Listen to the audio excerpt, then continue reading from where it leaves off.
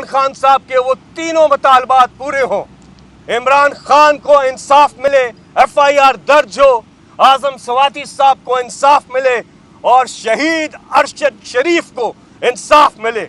और ये पूरी कौम की डिमांड। जिस मुल्क के पास ऐसी कौम हो और जिस मुल्क के पास इमरान खान जैसा लीडर हो, उसे कोई शिकस्त नहीं दे सकता। मुल्क में फिल फॉर इलेक्शन करवाए जाएं, इलेक्शन की तारीख की अनाउंसमेंट की जाए, ये इंपोर्टेड असेंबली को तोड़ा जाए, गिराया जाए, खत्म किया जाए और नए इंतखाबात हों ताकि पाकिस्तान के हालात बेहतर हों। रगों में दौड़ते फिरने के हम नहीं कायल, जो आंख से ही न टपका तो फिर लहू क्या है।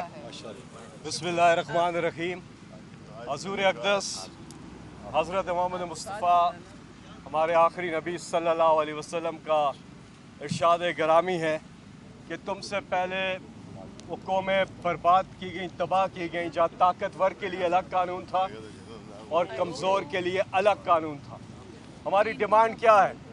हमारी डिमांड है रूल ऑफ लॉ, इंसाफ, सब के लिए बराबर। और ये डिमांड हमारी चीफ जस्टिस ऑफ पाकिस्तान आपसे है और इंसाफ के तकाजे पूरे होने चाहिए, तभी मुआशरे आगे जाएंगे।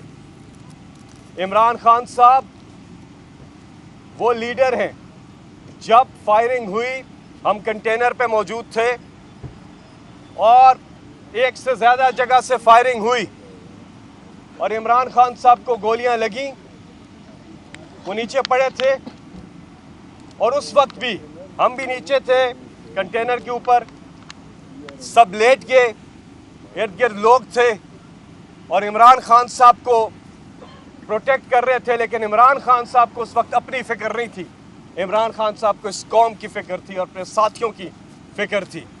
इमरान खान साहब वो लीडर हैं जिन्होंने आज तक इस कौम को मायूस नहीं किया और ये कौम भी खराज तहसीन की मुस्तहिक है कि इसने भी कभी अपने लीडर इमरान खान को मायूस नहीं किया।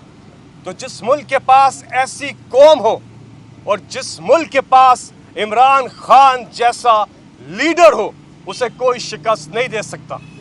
26 नवंबर को इंशाल्लाह हमारा बहुत बड़ा एहतजाज हो रहा है, पुरअमन एहतजाज, जो कि हमारा हक है, हम इसको इस्तेमाल कर रहे हैं। और ये कॉल तहरीक इंसाफ की कॉल नहीं है, ये अवाम की कॉल है जिसे तहरीक इंसाफ ने ज्वाइन किया है। पूरे पाकिस्तान से काफिले रावलपिंडी पहुंच रहे हैं और हमारी डिमांड बिल्कुल सिंपल है। हम चाहते हैं कि मुल्क में फिल फॉर इलेक्शन करवाए जाएं, इलेक्शन की तारीख की अनाउंसमेंट की जाए, ये इंपोर्टेड असेंबली को तोड़ा जाए, गिराया जाए, खत्म किया जाए और नए इंतखाबात हों ताकि पाकिस्तान के हालात बेहतर हों। आज इस इंपोर्टेड हुकूमत का हर गुजरता घंटा जो अवाम के लिए भारी साबित हो रहा है, तो इसलिए इंतखाबात के अलावा कोई चारा नहीं। और इमरान खान साहब के जो 3 मुतालबात हैं, जिसके लिए हमारे सेनेटर्स, पार्लियामेंटेरियंस लगातार इंसाफ के लिए पुकार रहे हैं, आवाज उठा रहे हैं, हमारी डिमांड है कि इमरान खान साहब के वो तीनों मुतालबात पूरे हों, इमरान खान को इंसाफ मिले, FIR दर्ज हो, आजम सवाती साहब को इंसाफ मिले और शहीद अरशद शरीफ को इंसाफ मिले। और ये पूरी कौम की डिमांड है। शुक्रिया। ये याद रखो, रगों में दौड़ते फिरने के हम नहीं कायल, जो आंख से ही न टपका तो फिर लहू क्या है। आप एक चीज सोचिए कि ये इमरान खान का कसूर क्या था।